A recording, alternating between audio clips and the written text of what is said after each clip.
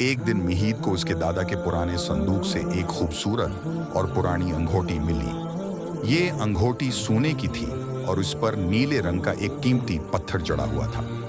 महीद को मालूम हुआ कि ये अंगूठी उनके खानदान में नस्लों से चलती आ रही है। इसके दादा ने उसे बताया था कि ये अंगूठी जादुई ताकत रखती है, मगर उसका राज सिर्फ वही जान सकता है जो दिल से पाक हो और सच्चाई का तलबगार हो। महीद ने इस अंगूठी को पहना और एक अजीब सी रोशनी ने इसके अर्द गिर्द घेर लिया।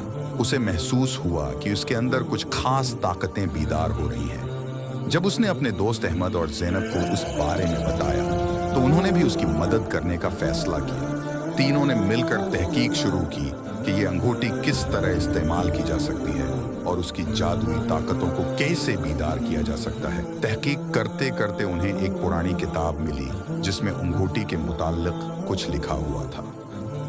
किताब के मुताबिक ये अंगूठी इन लोगों के लिए थी जो नेकी और सच्चाई के रास्ते पर चलते हैं। इस अंगूठी के जरिए वो लोगों की मदद कर सकते हैं, बुराई को शिकस्त दे सकते हैं और अपने मुआशरे में अमन और इंसाफ को फरोग दे सकते हैं। महीद और उसके दोस्तों को पता चला कि उनके शहर में कुछ लोग बड़े काम कर रहे हैं और लोगों को तकलीफ पहुंचा रहे हैं। उन्होंने फैसला किया कि वो अंगूठी की मदद से अनबरे लोगों को रोकेंगे। महीद ने अंगूठी की ताकतों का इस्तेमाल शुरू किया और अपने दोस्तों के साथ मिलकर उन बड़े लोगों को शिकस्त दी। महीद और उसके दोस्तों ने शहर में अमन और इंसाफ को बहाल किया।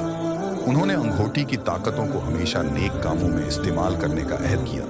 उनकी इस बहादुरी और नेकी की कहानी पूरे शहर में मशहूर हो गई और लोग उन्हें अपने हीरो के तौर पर मानने लगे। महीद ने सीखा कि असल ताकत दिल की पाकीज़गी और सच्चाई में है।